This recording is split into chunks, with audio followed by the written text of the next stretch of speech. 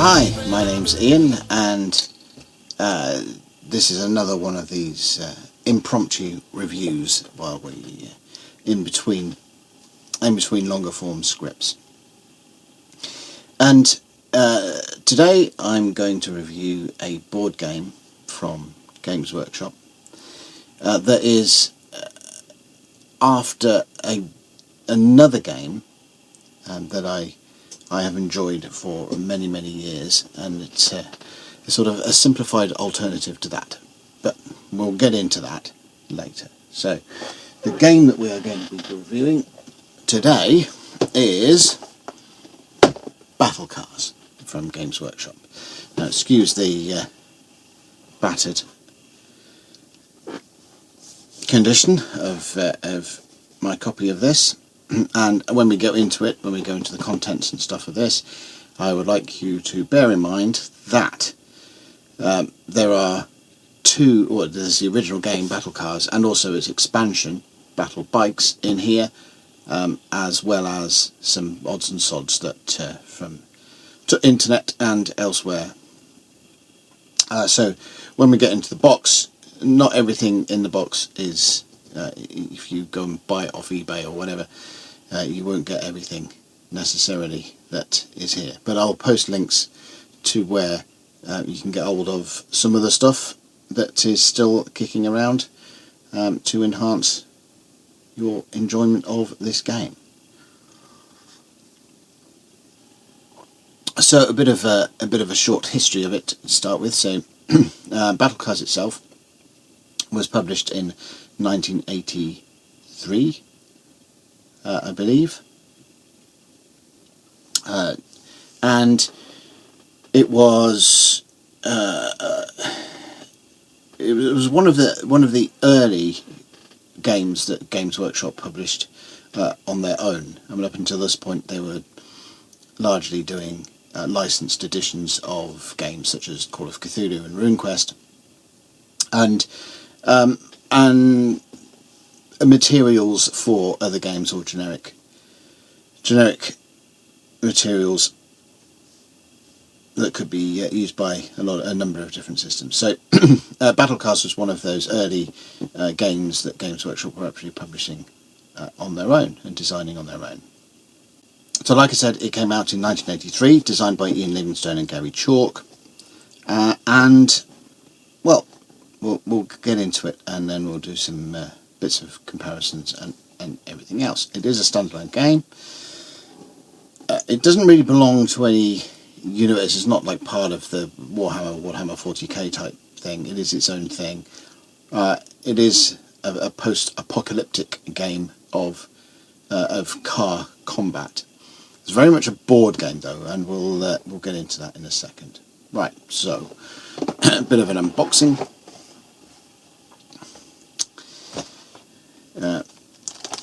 So a lot of these are all parcelled up. We'll try and sort of separate things out as we go. Weapons, weapon effects counters, terrain, an 8-sided dice. It's the only dice that's actually used in the game. Damage counters, car, bike, pedestrian and speed recording counters. The rules, which are not very long. We have 15 pages of rules, less introduction and so on. We will get into those. These are the rules for Battle Bikes, so there's an addendum to Battlecars and then rules for bikes themselves, and they are 8 pages in addition to that. So Battle Bikes was published in 84, so Battlecars 83, Battle Bikes 84. Battle Bikes was an add-on game, it's not a game in its own right. Another set of rules, some reference sheets,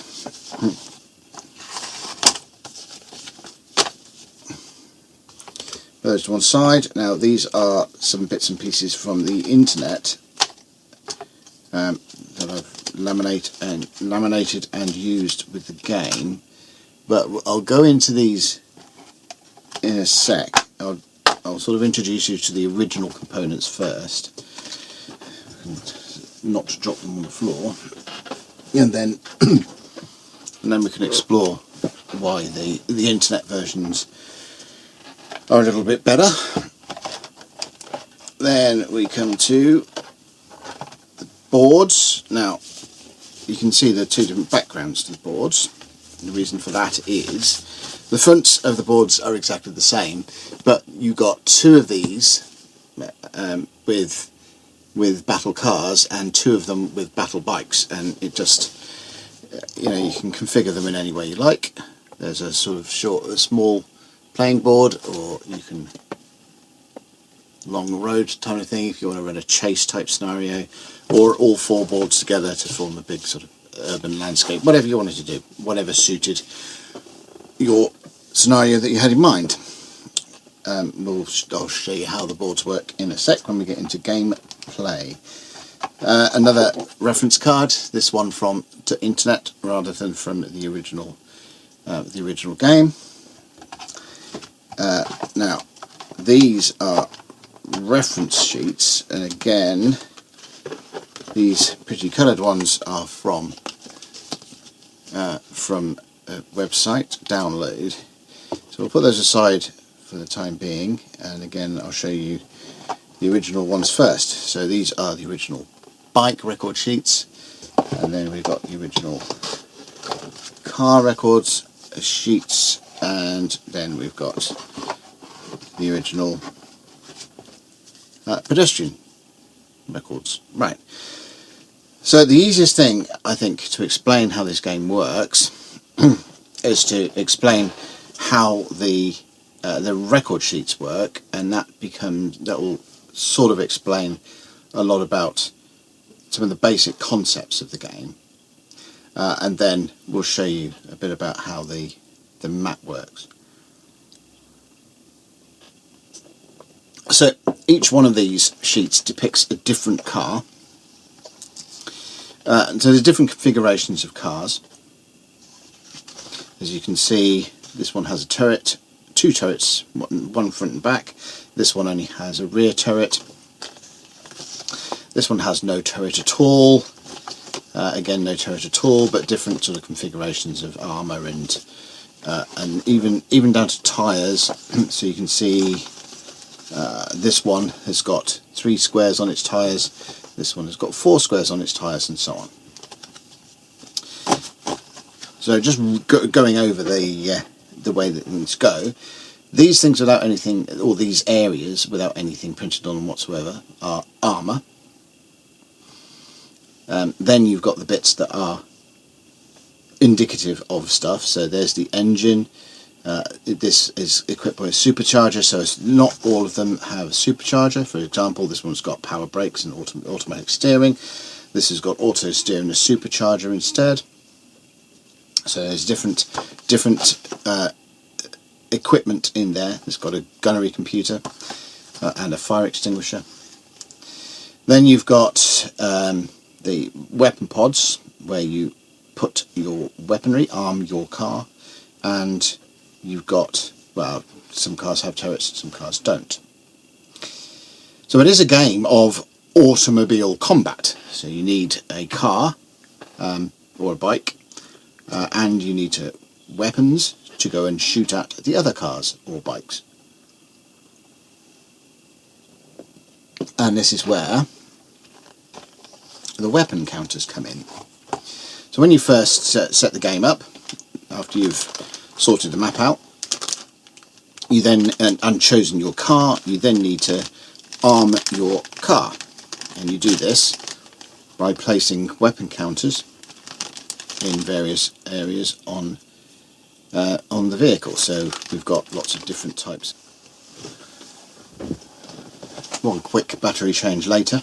As I was saying, we've got different types of weapons, and all of these blue counters are weapons. I'm just going to get a bunch out, and so we can explore what they mean and how you arm your vehicle. Just want to get 4 shells and some machine gun ammo.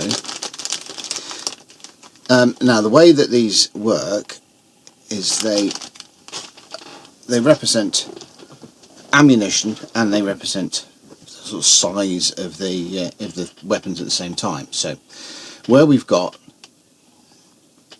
these weapon pods, the weapon pods we fill with ammo, so we can go in. There's a passive weapon, so there is a smoke canister one. We can put that into weapon pods. Now the smoke ones, there's also spikes, and there's also mines and oil slicks. As according to the rules, we can mix them up in a pod that has them all. So there's an oil slick one. Let's put another smoke one in there.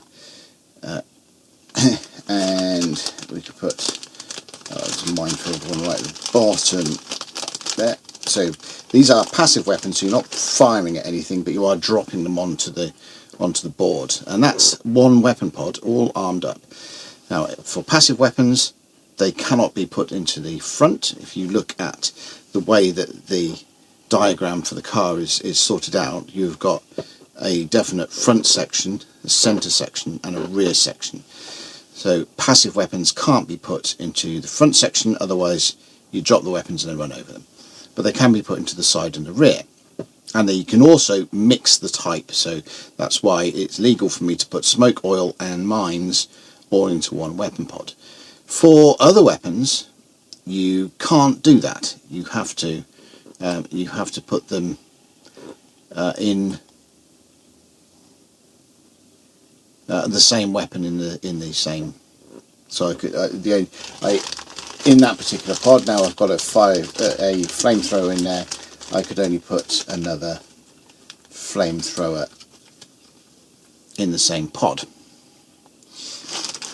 And for this particular one, things like rockets and shells, I can't put them into turrets, and they have to go into forward-facing weapon pods. So this doesn't have forward-facing weapon pods, so I couldn't put a rockets into this particular one, but in this one underneath I could put that there, so that's legal. So you put the counters all over your weapon, your vehicle, and the counters show you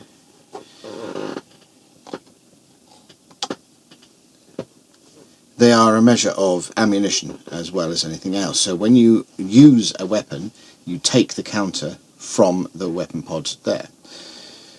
So with these rockets in this particular slot, I've got 2 shots with the rockets, I've got 4 shots with those shells, I've got 4 different things with this passive weapon slot, I've got 2 shots with the flamethrower. And then with the machine guns, these are little tiny things. Turrets can only have machine guns, otherwise the machine guns can go anywhere you like.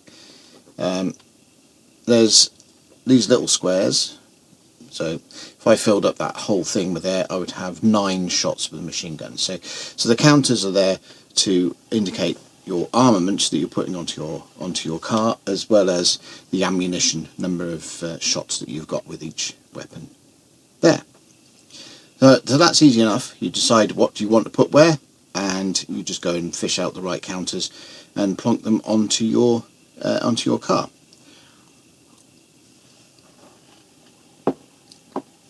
Now that was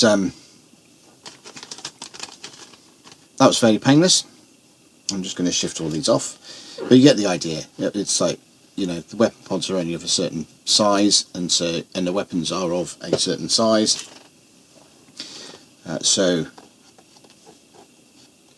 things like number of shots per car space, per volume or whatever, is handled by the size of the counters versus the size of the squares that are on the car vehicle record sheets. Okay, so that's basically how those work. Then you've got these little damage squares. So these bits here that haven't got anything on, you don't put weapons onto there. They represent your armour, and you don't put anything onto your tyres either. but when they get damaged, then you put these little red squares on. So if you get a hit to the back here for 4 points damage, you put 4 red squares into your rear armour bit. Then, if a shot gets through the armour, if you've managed to penetrate the armour into the inside, each section of the vehicle here has got a little eight-sided die table to determine what gets hit. So if we get hit in the front, if the shot manages to penetrate the armour at the front, it's going to hit the turret on a roll of 1, 2 or 3, it's going to hit the engine on a roll of 4, 5 or 6, and it's going to hit the supercharger on a roll of 7 and 8. So there, from there you can see that the engine has got 9 squares of damage before it gets destroyed, supercharger 3, turret also 9. Drivers get 3 points before they are eliminated. So that's it. The squares on this handle damage to armour, damage to weapons, also your weapon inventory and your ammunition, your number of shots you can take. So there's a lot of thing on a very, very simple square grid layout for your vehicle diagram. There's a lot of stuff that's been recorded. This thing at the top here gives you your current speed, so you do get speed markers. Now we'll come more to the board, some of the counters you use, but these speed markers here, you just put along the top on the actual speed that you are going, and that just records your speed. Pretty simple. Pretty simple. And that's everything really you need to know about the record sheets. Now if we go and compare the record sheets, so this is it's not the same vehicle. I'll try and go and find the same car. So we're comparing like for like. A lot of bikes, more bikes, more bikes. Where have we put the cars? This is it. So this is the same car as we've got here. So turret, 2 turrets, 2 turrets, weapon pod, weapon pod, weapon pod, weapon pod, engine, so on. Right. So on these particular things, we've got no speed track because we use these instead.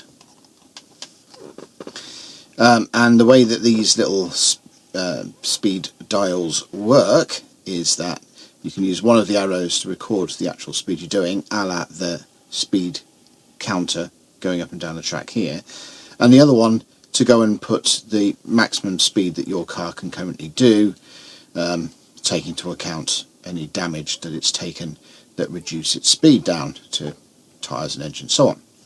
Okay, so the speed track on the original diagram is taken over by one of these things, and I've just had them laminated and pinned so that nicer components. Right.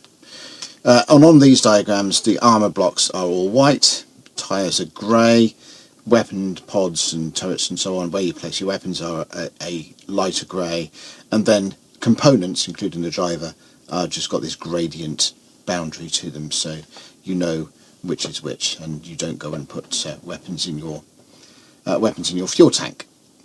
Additionally, the little diagrams for hitting, so you can still see that there is a definite division between front, centre and rear portions of the car, but the diagram itself, so here we've got the component hit for your component damage 1, 2 and 3 is turret A, and here we've got 1 to 3 indicating the turret, 4 to 6 indicating the engine, 4, 5 and 6 the engine, and 7 and 8 supercharger according to the table. There's the supercharger, 7 to 8 on that. So the critical tables are built into the actual diagram itself.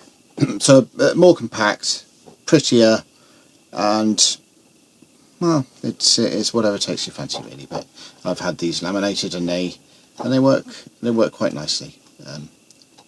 As far as playing the game goes, so there's no difference between what the two things are telling you, but you just need you need a speed dial and you need the diagram, and with one of these you just need the counters to go and record your speed, but they're both telling you the same thing, and they both work in the same way. Right. So onto movement. So you've got this speed going on up here, and that relates to the number of squares you move, squares, points, whatever you want to call them. So we go back to the board itself, dropping all the reference sheets on the floor.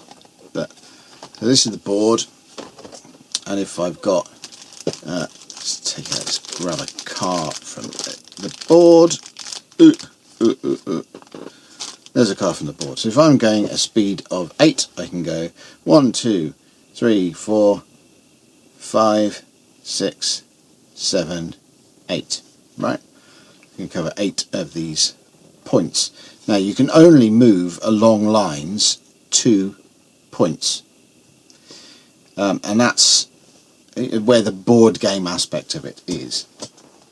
So you're definitely playing board game movement restriction type rules.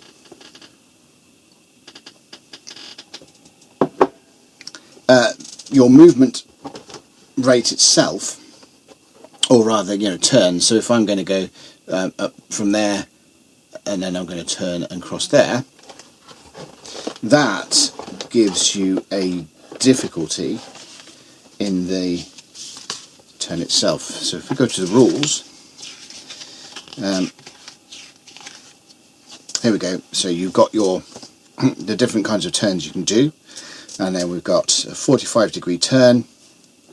This gives you the maximum safe speed. So on a road for a 45-degree turn, the maximum safe speed is 8. If we're on grass, then it's 4. So let's say we're taking a 45-degree turn at a speed of 6 on a grass area on the board. So our speed is 6. The maximum safe speed is 4. That gives us a speed difference of 2. From the speed difference, you then go and work out whether your car drifts or not. So this is where we get to the drift table here. So we got a speed difference of 2, moving at 6, 45-degree turn, on grass, maximum safe speed is 4, difference between the two is 2. So speed difference is 2.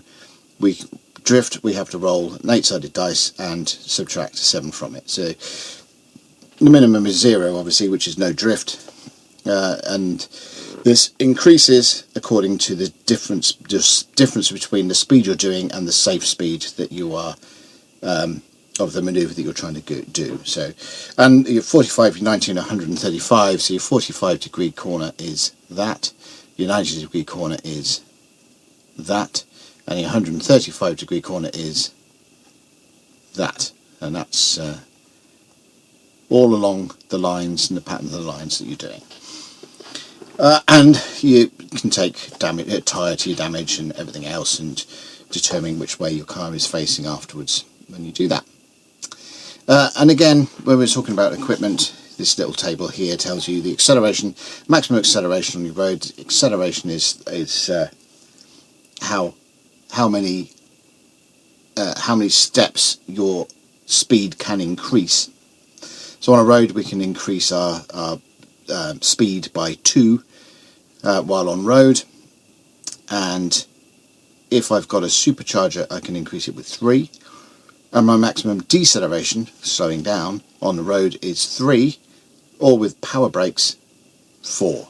And if you remember when I was looking at we were looking at the car diagrams, different cars have got different equipment, so superchargers, power brakes, automatic steering, all this kind of stuff, all puts in this targeting computer that makes all targeting easy too. So that's the basics of movement. Your speed is how many dots you can move, and your manoeuvres in between. It's all based on the safe speed for the manoeuvre that you're doing versus the speed that you're actually doing versus calculation on rolling a dice and seeing if your speed is actually going to cause you to drift and cause any tyre damage.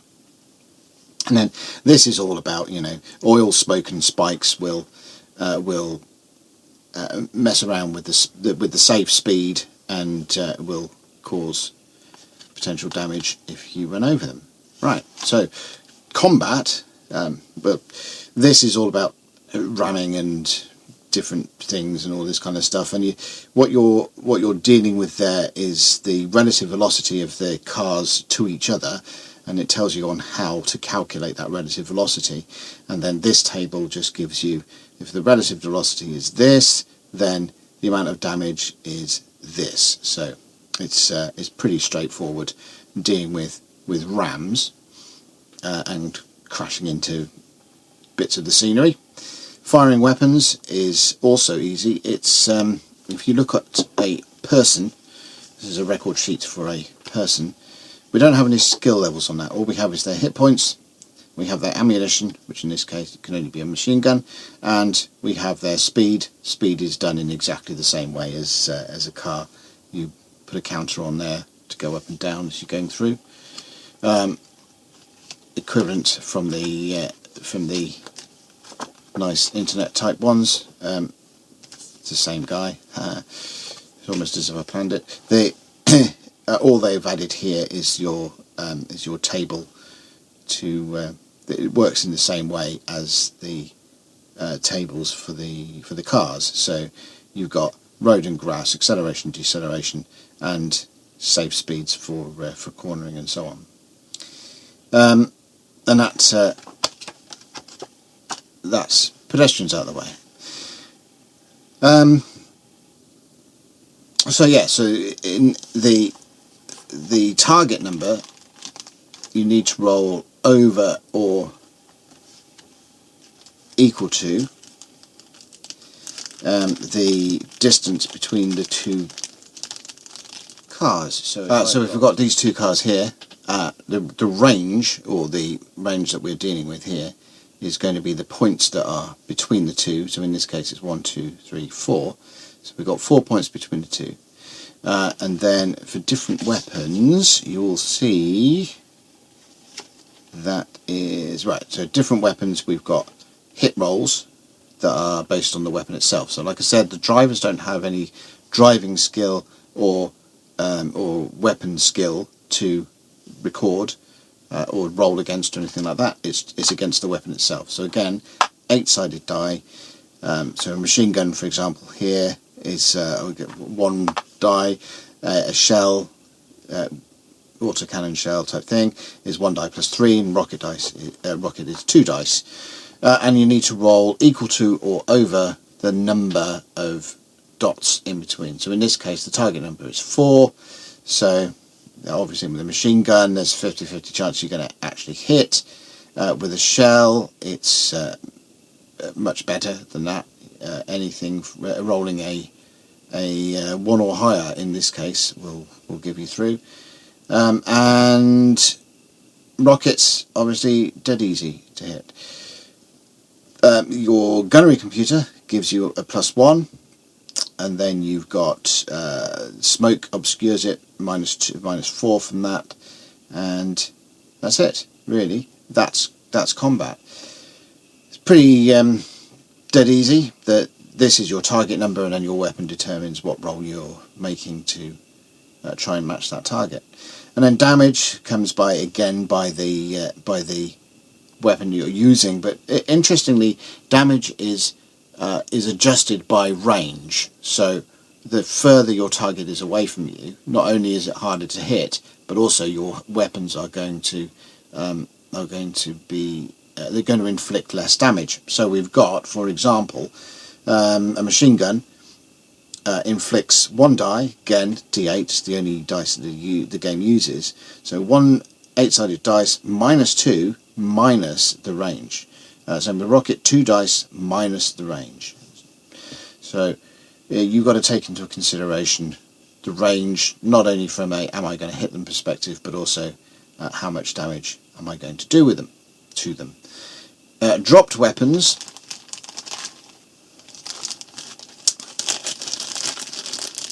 So dropped weapons are simply these. If I show you that sort of token, you'll see there is a dot right in the middle of the weapon counter.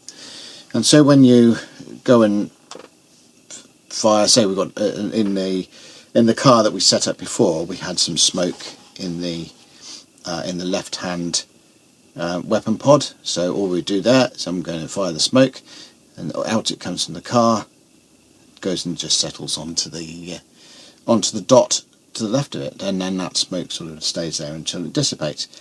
And it's the same with all drop weapons, and then there are just rules for what happens if a car goes through it.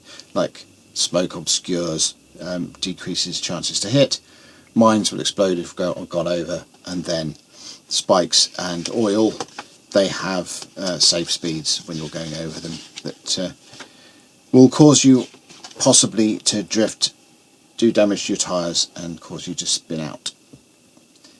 And that's pretty much that's pretty much the game. That's I mean, it's 15 pages, but this is explaining what everything is and how to place things and all that kind of thing.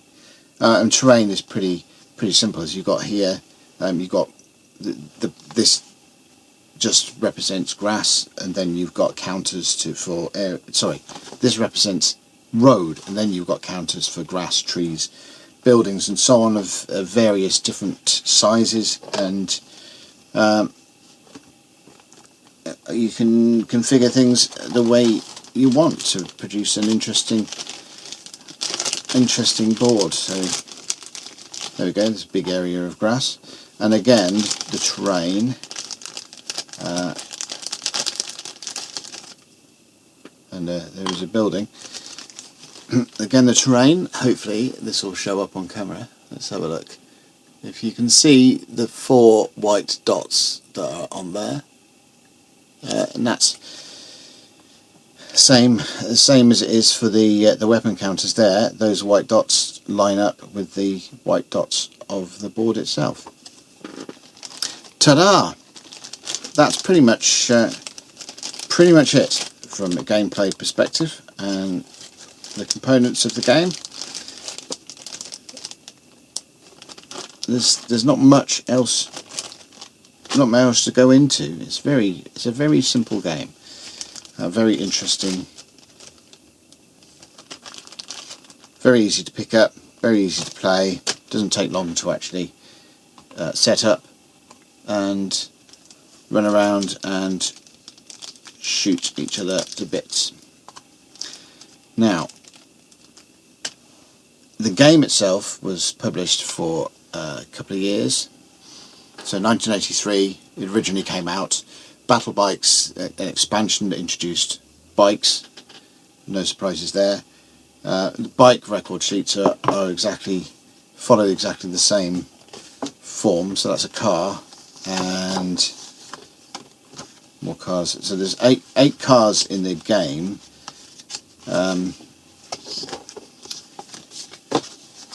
Oh, they're the bikes. Hidden still.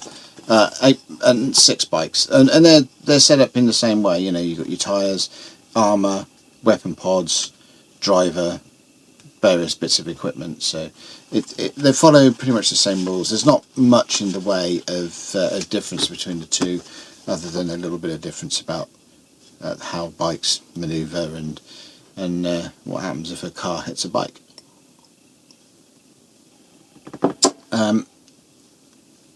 So that's that. So Battle Bikes came out in 1984 as an expansion, and then it went away. Games Workshop later came back with a game called Dark Future in 1988, which was a sort of replacement, using model cars instead of counters and larger scale. I had to go through that, and Battlecars sort of vanished really. Now, why did Games Workshop produce a auto combat game around about 1983? Well, it's because from 1980 there was another game that was doing quite well for itself, and White Dwarf published some articles about it, and in my opinion, it's the... Now, I was about to say the better game, but I'm not sure that's... they are different.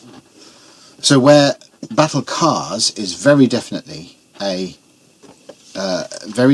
board game, and you're restricted to the board game things. You have very specific components. There's no car design rules. There's just the arming of the cars with the weapons and weapon slots available to it. There's only a very small handful of weapons that are available for it. On the other hand, Car Wars comes from a more war game or board war game mentality to it. The movement is much more extensive. The weapon design rules, car design rules. So this, by the way, is the Kickstarter they did a couple of years ago now. Version of Car Wars. It's a reprint of the original pocket box edition. This is the compendium from 80 or 90, 98, I think it was. So if you go and look at the weapons chart, for example, this is the weapons chart for Car Wars, and for Battlecars. You've basically got flamers, shells, rockets, machine guns, smoke, oil, mines, spikes. 8. So you have 8 weapons in the game in total. With Car Wars you've got considerably more. In Car Wars also the rules lended themselves to dealing with military vehicles like tanks and so on, and boats and helicopters and aircraft, and all sorts of stuff. So Car Wars is very much a more extensive game, very much more of a war game than a board game, and will be the subject of its own video, its own long form. There's no way that I'm going to do an off the cuff ad hoc review of Car Wars, because there's just too much to the game, too much history and too much extensivity to the game. Whereas Battlecars, short-lived game, very simple, very much a board game, very easy to just ad hoc it. Anyway, so that's Car Wars. One of the kind of annoying things for me, I wouldn't say it's annoying, no, it's not, it's just something that was a bit noticeable at the time. So you had, if you remember, bear in mind, if you remember, Games Workshop were largely known at this time in their history for producing licensed versions of American games. Now, whether they tried to go for a license to Car Wars and failed, or what, or whether they decided they were going to try their hand at doing a simplified car combat game or whatever. But there's very specific things, like the Car Wars itself is very much built around counter sizes, which in wargame circles is not uncommon. It's very, very common, in fact, for bases to be of specific sizes.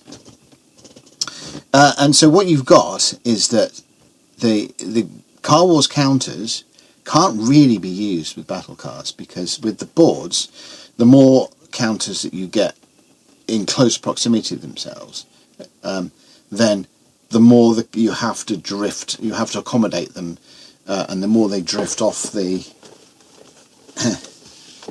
try and show you this without splatting everything anywhere. So Battlecars counters are 3/4 of an inch, and Car Wars, standard car for Car Wars is 1 inch long. So if we go and plonk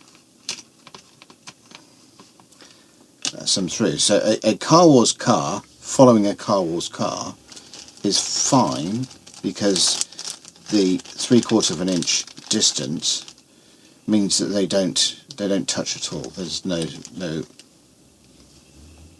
they're just merry and bright. But if I got a Car Wars car and then I have another Car Wars car in front of it, you will see that they touch, and this one here has to be put slightly off centre, and then the next one in the chain has to be even further off centre. So it's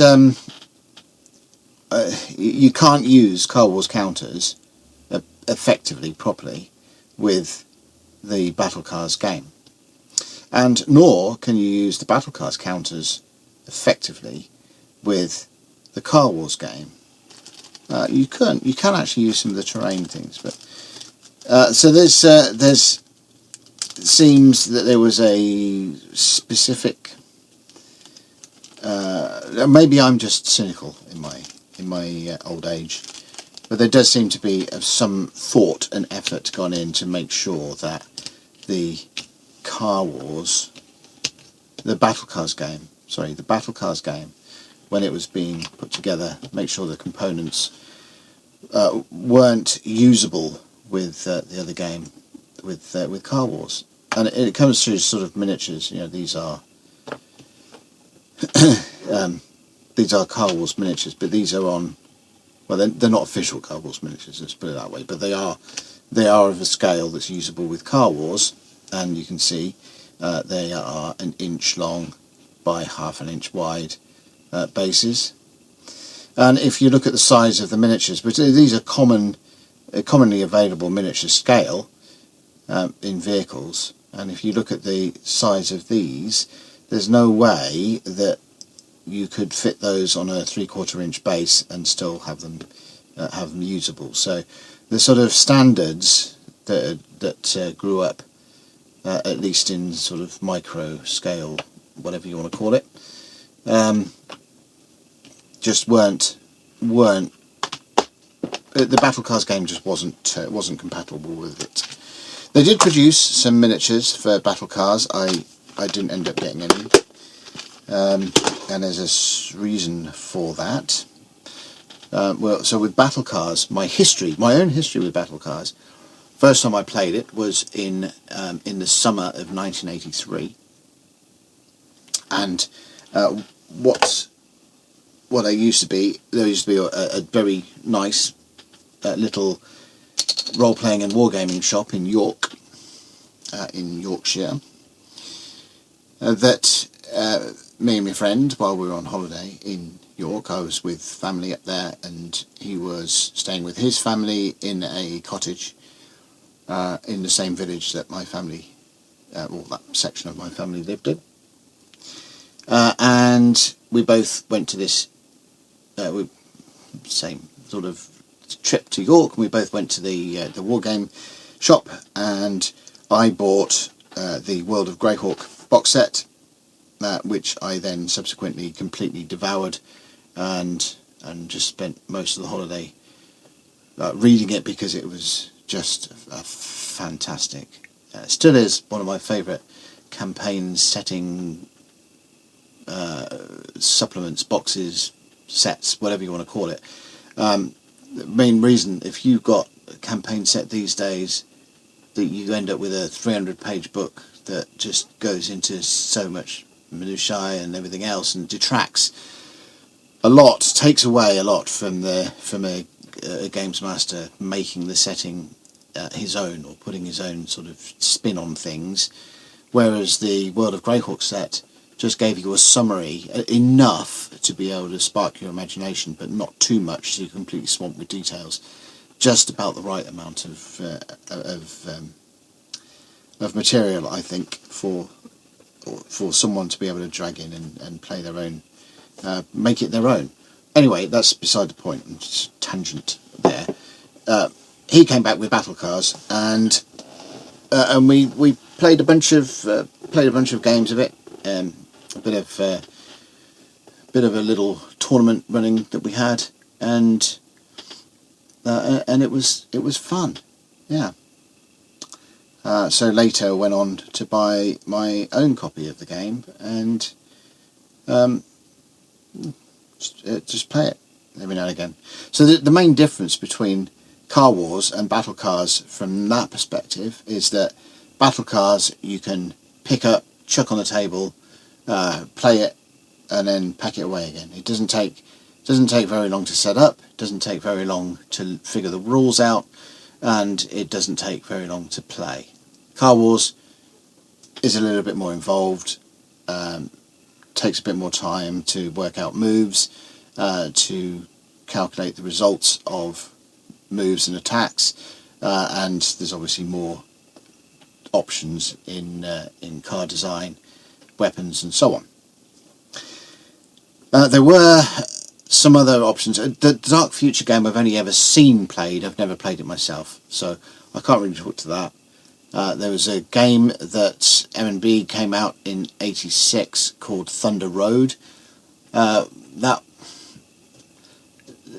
to me was a bit of a damp squib of a game. It's okay to play, but I think it's one of those games that you can grow out of fairly rapidly. It's very limited in what it does. Battlecars, between Battlecars and Thunder Road, I think Battlecars is by far the better game. Between Battlecars and Car Wars, I think Car Wars is by far the better game, but that's beside the road. Thunder Road, I think, has been... no, I don't think. I know has been redone recently. Whether it is more flexible, extensive, expansive than the original game, I don't know. I haven't really looked into it. It's not something that I have the original game, and I'm not really enthused about getting hold of a modernised version of it. When I've got Battlecars to play, why do I need another version of a game that I don't play that much anyway? So that's it, really. That's a quick sort of overview, review, or whatever of Battlecars. A quick look inside it. Last time I saw anything about it on eBay, I don't think it's that expensive. It doesn't really sell for that much, so if you want to give it a go, have a hunt for it on eBay. There's so Battlecars and Battle Bikes are the two. One expansion, so the Battlecars is the main game, Battle Bikes is the expansion. I think there was a supplement for Dark Future called Battlecars, so just be careful on that, because if you find something called Battlecars, make sure it is the game Battlecars and not the expansion to a different game. So you might be disappointed in just getting some supplementary rules to a game that you weren't expecting. Be careful on that. And I think it's actually one of Games Workshop's better games that they published. I'm not a massive fan of Games Workshop's own games. There are certain of their games that I think are fun and still kind of still play every now and again.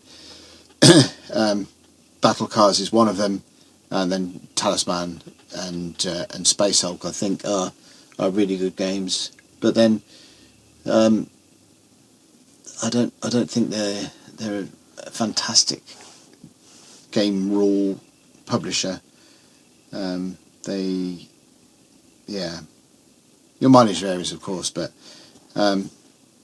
pretty miniatures, and I think that's their main focus is miniatures and people that collect miniatures. But I think they're over expensive for what they are. I think they are aimed at making, or if people buy into the games, they're made at continuously enticing people to play them. It's like they're probably the mobile game micro-transaction company of the miniature skirmish / board game world, in a way. But if you enjoy that sort of thing, then you enjoy that sort of thing, and who am I to tell you to not? But Battlecars, all of that rambling and rant at Games Workshop in total is purely just to say that Battlecars is actually one of their better outputs from the few decades that they've been around. Yeah, so simple, quick overview of Battlecars and some other stuff, and hopefully I'll fix a lot of the owings and errings and other nonsense and sidetracks and stuff in editing. Other than that, until the next video, take care and catch you later.